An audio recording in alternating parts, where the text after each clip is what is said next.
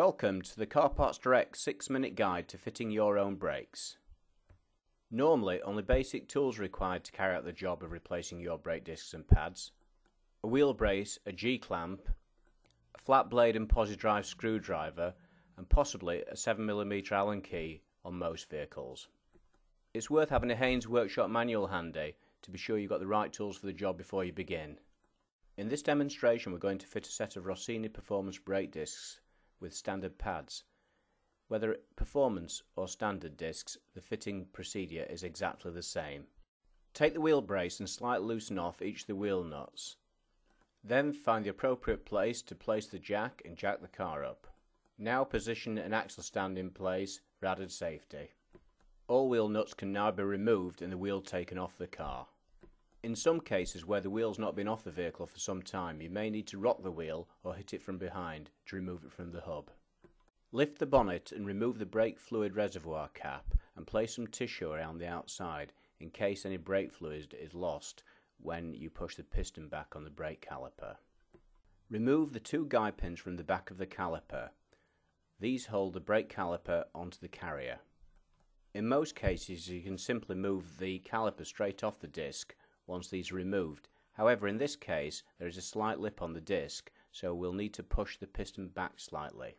Take your screwdriver and push it back against the brake pad, pushing the piston back into the caliper. It only needs to go back a couple of millimeters and the brake caliper can now be removed. Remove the caliper off your brake disc and carrier. In some cases the brake pads are held in by springs. Simply detach these to remove your pads. If your brake pads have clips on the back, simply push them to remove them from the caliper. Thoroughly clean the caliper with brake cleaner to remove any dust and dirt. Don't use any other kind of solvent, as this can damage the rubber around the piston of the caliper. A clean, dust-free caliper prevents brake squeal. Ideally, use a G-clamp to push the piston back into the caliper. Now ensure your brake pads are dust free and then smear copper grease onto the back of the brake pad. This ensures that you will avoid any brake squeal. To refit the brake pads, it's a reverse action from how they were taken out of the caliper.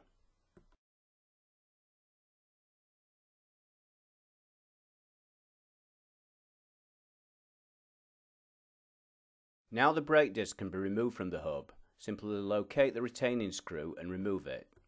In some cases you may need to hit the back of the disc with a mallet to remove it from the hub. Ensure there is no dirt or rust on the hub itself. The new disc needs to go onto a clean hub. Any dirt between can cause brake judder or uneven braking. On the brake disc you'll find a small lip on the outside of the disc. This lip identifies just how much brake wear you have. On most vehicles, anything more than 1mm each side of the disc will make the brake discs illegal. To check the legal thickness of the brake discs on your vehicle, you can call the staff at Carparts Direct and they can advise immediately. Make sure your new disc is completely clean and grease-free using brake cleaner to clean it first. Then position onto the hub onto a good clean surface. With the brake disc positioned in place, replace the retaining screw back in its position and nip it up firmly. You can now fit the caliper back onto the carrier. Position the caliper back in place. Apply some copper grease onto the guide pin threads for easy removal next time you replace your brakes. Insert the guide pins and tighten them firmly.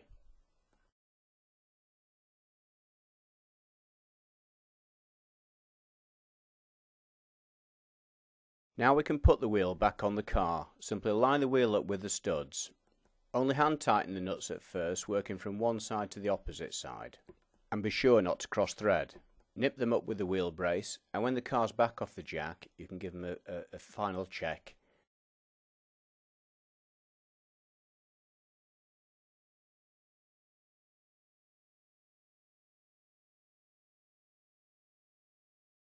Now jack the car up slightly and remove the axle stand from under your vehicle. Then lower the vehicle to the ground and remove the jack.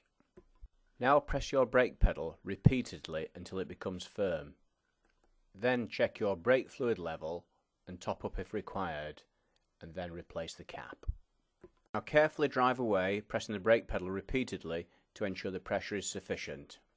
As with all brake discs and pads, you should allow 200 miles of bedding in time, during which time heavy braking should be avoided. To have these brakes fitted to a franchise dealership would have cost about £130, and that's for labour only. You can buy the product yourself and save.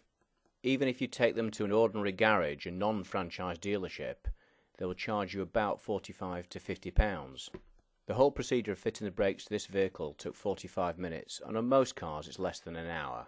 This video is provided as a guide only, and we recommend using a Haynes Workshop manual to repair your vehicle.